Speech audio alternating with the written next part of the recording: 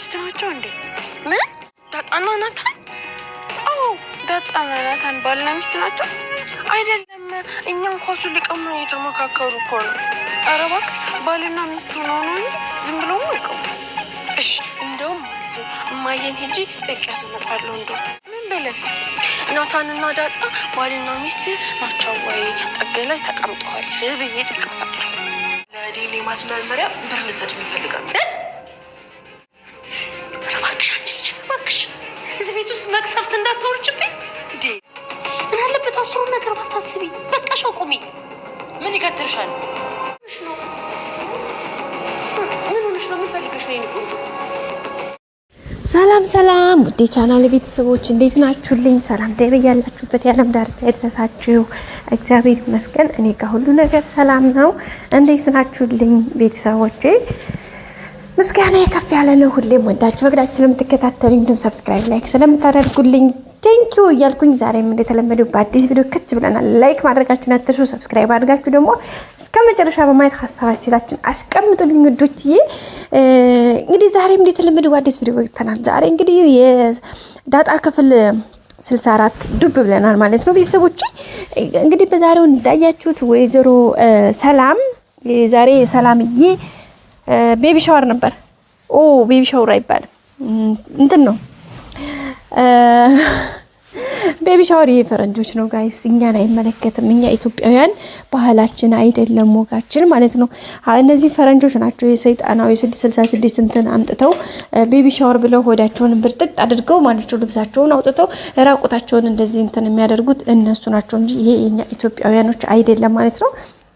የኛ በኢትዮጵያውያኖች ጋር ያጥሮፋት ስማሽ ይባላል። ያጥሮፋት ስማሽ ማለት እንግዲህ እናትየዋ ማለት ልትወልድ በተቃረበች ሰዓት ላይ ወይም 9ኛዋ ሲገባ ጸጉሯን ተሰርታ በድሮ በእናቶቻችን ጸጉራቸውን ተሰርተው ተስተካክለው ቅቤ ተቀብተው ምናምን በቃ ይሆናል አይደል ራሳቸውን እንትን ያደርጉና ቤተሰብ ጎረቤት ተሰባስበው እንግዲህ ያጥሮፋት ስማሽ እንግዲህ እመቤቴ በሰላም ትገላግልሽ ታንቱ ልታደርግሽ ይባላል ማለት ነው። እና ያንን ባህላችንን ነው እንግዲህ ፈረንጆች ደግሞ ከኛ ወስደው ነው በነገራችን ላይ ጋይስ ኦኬ። እኛ አይደለንም ከነሱ ያመጣ ነው። እኛ የድሮ የጥንት የጧት ነው ያለው ባህላችን ነው። ፈረንጆች ከኛ ቅንጥብ አድርገው ወሰዱና ምን አድርገው በኬክ አዞሩና የኛ በዳቦ በቡና በገንፎ ነው የሚከበረው። እነሱ ደግሞ ከኛ ጋር ቀንጭብ አድርገው ወሰዱና ገንፎውንም ቡናውንም አላቅበት ሲሉ ምን አረጉት መሰላችሁ ጋይስ? ዳቦዋን ወስደው ኬክ አሉና ወደ ኬክ ቀየር አድርገው ዳቦአችንን ከዛ በኬክ ያከብራሉ ማለት ነው ጋይስ ኦኬ።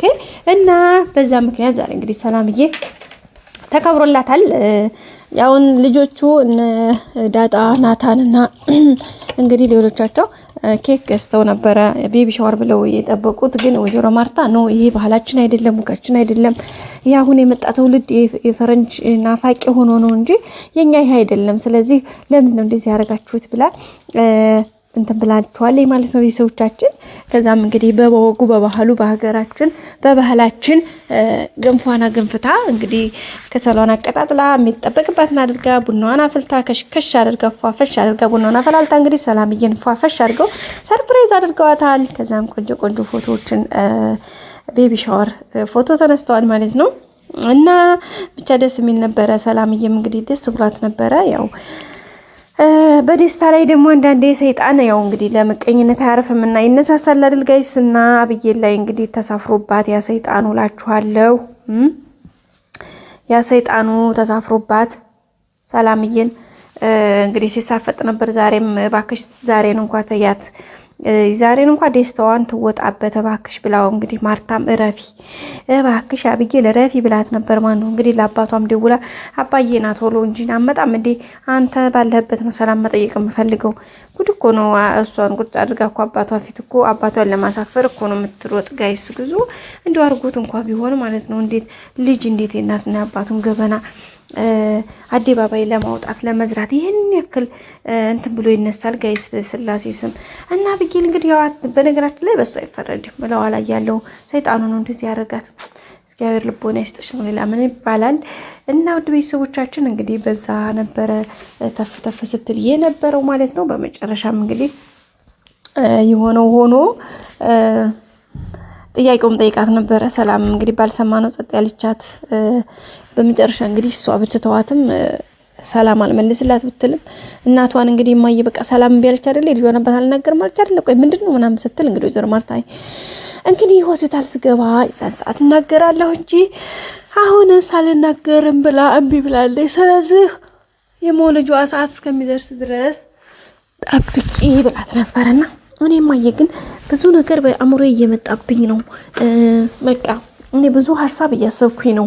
ካልተቆጣሽ ልንገርሽ ምናምን ብላ እንግዲህ ኦኬ ንገሪኝ ምንድነው? አንቺ እኮ የማይሆን ነገር በአእምሮ በላይ የሚሆነ ነገር ዘግናኝ የሆነ ነገር ስለምታስቢ እኮ ነው እኔም አልሰማሽ እንጂ እኮ አንቺን ለመረዳት አንቺን ለመስማት ብዙ ነገር እየለፋሁ ነው ምናምን ነበር ያለቻት ወይዘሮ ማርታና ከዛ በኋላ እንግዲህ አብጌል ደረጀ ምን ማለት አልመሰላችሁ እማዬ እኔ ግን እንደሚመስለኝ ሰላምና ዲያጣ የሆነ ነገር አላቸው። ምን አላቸው ደግሞ ሰው ሲወደድ እንኳን ማትወጂ የሆነ ሰይጣን ነሽ እንጂ አንቺ ስትላት ማለት ነው።